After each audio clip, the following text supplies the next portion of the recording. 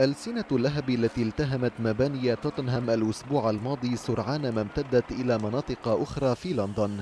في البداية أضرمت النيران في متجر للسجاد يقع ضمن هذا المبنى الذي كان يضم 26 شخصا بينهم عائلة عمر.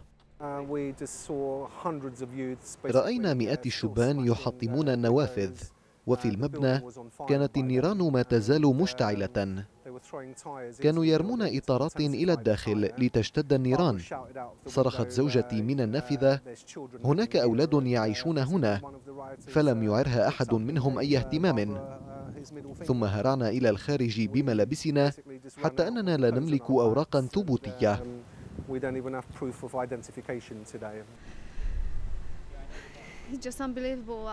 الأمر لا يصدق، لم يعد هناك أي شيء، كل شيء انتهى. هذه العائلة وغيرها تم إيواؤها مؤقتا في فنادق المنطقة ريثما يتم تأمين المساكن لها. الأمر يتعلق بأشخاص شردوا، والخطوة التالية هي إيجاد أمكنة أكثر ديمومة نجهزها ونرسلهم إليها لنتأكد أنهم سيكونون آمنين.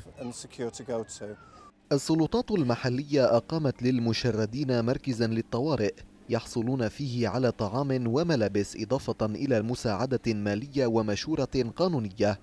وهذه التحضيرات كانت مقررة أصلا لأولمبياد العام المقبل. مع اقتراب الأولمبياد أردنا أن تكون خطط الطوارئ جاهزة لنستطيع فورا إقامة مركز كهذا بأسرع ما يمكن. وأخيرا حصلت باربرا على بعض الطعام والملابس، لكنها وزوجها يقولان إنهما لن يبقيا في توتنهام ويخططان للانتقال.